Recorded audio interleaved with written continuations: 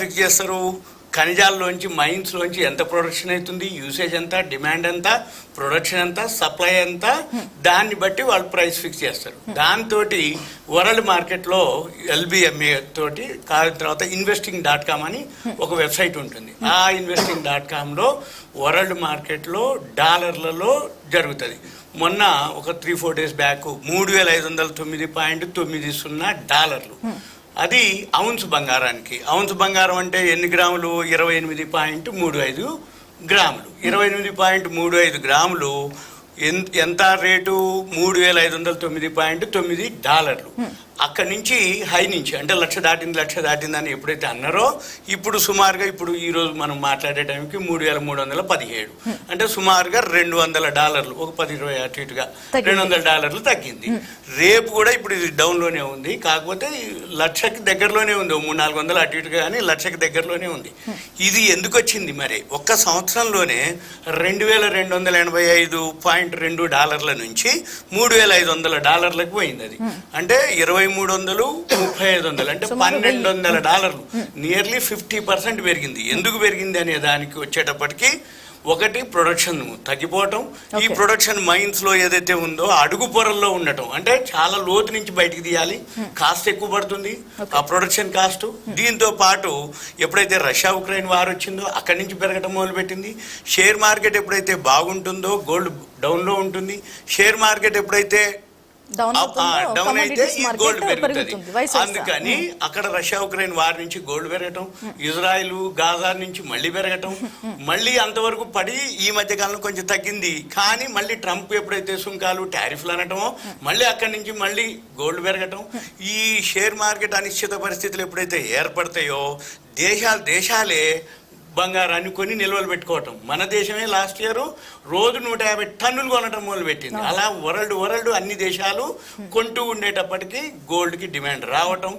ఇంకా ఒకటి గోల్డ్ ఏంటంటే, గోల్డ్ అంటేనే చాలా అనమాట. ఏ దేశం అంటే ఇప్పుడని కాదు, పూర్వకాలం నుంచి కూడా ఏ దేశం అంటే ఏ రాజుల దగ్గర ఎక్కడైతే బంగారం నిల్వలు ఉన్నాయంటే ఆ దేశం ఆ రాజ్యం బాగా సంపన్నంగా ఉన్నట్టు. సేమ్ అదే సిచ్యువేషన్ మనకు కూడా అనమాట. ఏ దేశం దగ్గర ఎక్కడైతే నిల్వలు ఉంటాయో బంగారం నిల్వలు, ఏదైతే ఆపత్కర పరిస్థితులు అంటే ఇప్పుడు రష్యా ఉక్రెయిన్ వార్ వచ్చింది, ఎక్స్పోర్ట్స్ ఉండవు, ఇంపోర్ట్స్ ఉండవు, రష్యా నుంచి ఉండవు, ఉక్రెయిన్ నుంచి ఉండవు. మరి వాళ్ళకి ఫుడ్ కావాలి, ఎవరు ఇవ్వాలి, ఎక్కడి నుంచి ఇవ్వాలి అంటే గోల్డే. ఆ బంగారం నిల్వలు ఎవరికైతే ఇస్తారో అక్కడి నుంచి వస్తాయి.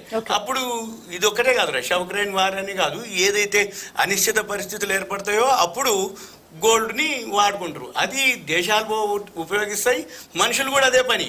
ఎవరైతే స్టేటస్ సింబల్, ఎవరికాడైతే ఫైనాన్షియల్ సౌండ్ అంటామో వాళ్ళు ఎక్కడ చూసినా అంటే చేతులకు అనుకోండి, మెళ్ళకు అనుకోండి, మార్చకుండా గోల్డ్ ఆర్నమెంట్స్ అంటే అవసరమైతే ఎక్స్చేంజ్ చేసుకోవచ్చు, అవసరమైతే అమ్మేసుకోవచ్చు, అవసరమైతే ఎసెట్స్ కింద ఆస్తుల కింద ఉంటాయి.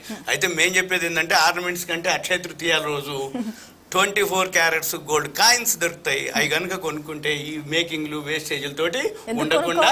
సత్యనారాయణ గారు ఎందుకు కొనుక్కోవాలి? ఎందుకో ఒక సెంటిమెంట్. మీకు సింపుల్ చెప్తున్నా, అక్షయ తృతీయ డేటా ఏదైతే ఉందో స్టాక్ మార్కెట్ కి లేదంటే కమోడిటీస్ కి గోల్డ్ కి ఉన్న సంబంధం ఏంటి అసలు ఇది కమోడిటీస్ మార్కెట్. ఈ గోల్డ్ మార్కెట్ మనకు పెరగడానికి రీజన్ ఏంటంటే మొత్తం పైసలు కట్టక్కర్లేదు, ఇది ఫ్యూచర్స్ మార్కెట్ అన్నమాట. మీరు 100 గ్రాములు కొనాలంటే 80,000 ఉంటే చాలు, 100 గ్రాములు కొనుక్కోవచ్చు. అంటే ఈ ఫ్యూచర్స్ మార్కెట్లో మార్జిన్ అని ఉంటుంది. డెలివరీ ఇచ్చేది లేదు, డెలివరీ తీసుకునేది లేదు, కానీ మార్జిన్ తోటి బిజినెస్ జరుగుతుంది. కాబట్టి ఇక్కడ ఆర్టిఫిషియల్గా పెంచడం తగ్గించడం జరుగుతుంది. దీంతో వరల్డ్ మార్కెట్ డిమాండ్ని బట్టి కూడా జరుగుతుంది. అయితే మెయిన్ ఈ సెంటిమెంట్ ఏంటిది అంటే, మీరు ఒక 20 సంవత్సరాల నుంచి కనుక డేటా తీస్తే ఏదైతే గతం ఎన్నేళ్ల నుంచి ఏదైతే అంటే ఈ ఒక్క రోజు ఎలా ఉంది చెప్పండి. అక్షయ తృతీయ కొనడం డీటెయిల్స్ ఏంటి అసలు? అంటే ఒక సెంటిమెంట్.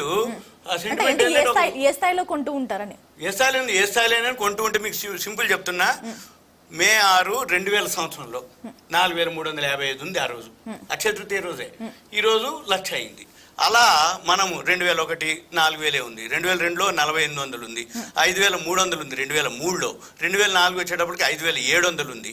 అలా 6,000, 9,000, 9,000, 11,000, 14,000, 11 నుంచి స్టార్ట్ అయింది బాగా. 2011లో 22,000కు పోయింది, 2012లో 29,000 ఉంది, 2013లో 26,890, మళ్ళీ 2014లో 29,480, 2015 వచ్చేటప్పటికి 26,950, ఆ నుంచి గత 5 30. సంవత్సరాలు చెప్పండి. ఒక లాస్ట్ 2-3 ఇయర్స్ నుంచే 2024లో 73,000 ఉంది లాస్ట్ ఇయర్. ఈ సంవత్సరం లక్షకు వచ్చేసింది. అంతకుముందు 61,000 ఉంది, ఏది 2023. సరే, ఈ సంవత్సరం కంప్లీట్ అయ్యేలోపు 150,000 దగ్గరగా వెళ్ళొచ్చా? 125,000. 10-20% సిఏజిఆర్ వచ్చి 15, 20, 18 అట్లుంది. అదే సిఏజిఆర్ ప్రకారంగా ఉంటుంది. ఈజీగా 120కి మేము 60 అప్పుడు పెరిగిందంటే అదే హై అన్నారు. 80,000 వచ్చినప్పుడు అదే హై అన్నారు. ఇప్పుడు లక్ష వస్తే అదే హై అంటున్నాం. మళ్ళీ ఇప్పుడు కనుక ట్రంప్ ఇవన్నీ దేశాలు కనుక ఏమీ లేకపోతే ఇది పడే అవకాశాలు ఎక్కువ ఉంటాయి. ఒకటి అతి సర్వత్రా వర్చేయత అనమాట. ఎప్పుడైతే బాగా పెరుగుతుందో అది వినాశనానికి దారితీస్తుంది. సెప్టెంబర్లో మార్కెట్ ఆల్ టైమ్ హైక్ పోవడం జరిగింది. అక్కడి నుంచి పడతాం మొదలు పెడితే అక్టోబర్, నవంబర్, డిసెంబర్, జనవరి, ఫిబ్రవరి, మార్చి వరకు పడుతూనే వచ్చింది. మళ్ళీ అంటే ఏదో ఒక రీజన్ తోటి పెరిగి పట్టం మొదలు పెడుతుంది. ఇది కనుక పట్టం మొదలు పెడితే దేశాలే అన్లోడ్ చేయడం మొదలు పెడతాయి. వాళ్ళ దగ్గర ఉన్నటువంటి నిల్వలు కనుక చేస్తే మీకు అటువంటివి 2011లో జరిగింది. ఏది అన్లోడింగ్ జరిగితే 40% వరకు కరెక్షన్ వచ్చింది ఆర్థిక మాంద్యం టైంలో. ఇప్పుడు ఎప్పుడన్నా ఏదైనా జరిగింది అనుకోండి, ఏ దేశం కనుక మార్కెట్లోకి ఇచ్చేస్తే సప్లై పెరిగిపోద్ది, డిమాండ్ తగ్గుద్ది. సింపుల్ కూరగాయల మాదిరే మనం 2 రోజుల కింద పేపర్ చూస్తే టమాటాలు 5 నుంచి 10 రూపాయలకు వచ్చేసినాయని ట్రాక్టర్లు రైతు తీసుకపోతే రైతు బజార్కి ట్రాన్స్పోర్ట్ కూడా రాదని వదిలేసి పారబోసిన రోజులు ఉన్నాయి ఇప్పుడు 2-3 రోజులు.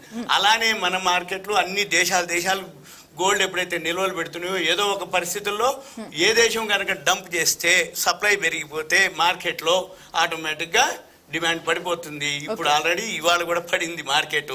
ఏది ఒక 800 రూపాయల వరకు పడింది. ఏది 100. రైట్ అండి, రైట్. శ్రీహరి శర్మ గారు, అక్షయ తృతీయ అంటే చాలా మందికి అక్షయ పాత్ర కూడా గుర్తొస్తుంది. అసలు అక్షయ పాత్ర ఎలా తయారు చేసుకోవాలంటే ఏం చెప్తారు? చాలా మంది రకరకాల వీడియోస్ పెడుతున్నారు. సో మీరేం చెప్తారు? అంటే అక్షయ పాత్ర అంటే మనకు ఉన్నటువంటి సనాతన ధర్మంలో ఉన్నటువంటి ఆచార వ్యవహారాల్లో చూస్తే ఎప్పుడు కూడా ఎదుటివారి యొక్క క్షేమాన్ని కోరుకునేటువంటిది. మనము ప్రధానంగా ఈ అక్షయ తృతీయ రోజున అక్షయ పాత్ర కూడా తయారు చేసుకోవచ్చు. అంటే దీనికంటే ఒక సమయం ఉన్నది. అక్షయ పాత్రలు తయారు చేసుకునే విధానంలో మనకు ఎక్కడ వస్తుంది ఈ యొక్క సంబంధించిన సందర్భం అంతా కూడా పాండవులు సూర్యారాధన చేయడం వల్ల, ముఖ్యంగా ధర్మరాజు సూర్యుడు అతనికి భక్తికి మెచ్చి పాత్రనిస్తాడు. వనవాసం సమయంలో మీకు ఇది ఉపయోగపడుతుంది అని చెప్పడం. ఆ విధంగా ఆ అక్షయ పాత్ర యొక్క వైశిష్ట్యం ఏమిటంటే ఎంతమంది పదార్థములు ఎంతమంది భోంచేసినా మళ్ళీ కావాలి అంటే అంత పదార్థాన్ని కూడా మళ్ళీ సర్వ్ చేయగలదు. అంటే వశిష్ఠ మహాముని దగ్గర ఉన్నటువంటి సురభి కామధేనులాగా ఇది కూడా ఆ విధంగా అక్షయ పాత్ర మన ఇంట్లో కూడా అక్షయ పాత్రలాగా మనం తయారు చేసుకోవాలి అని అనుకున్నప్పుడు ఏంటంటే దీనికంటూ ఒక శుభ సమయం ఉన్నది. ఒక ఇత్తడి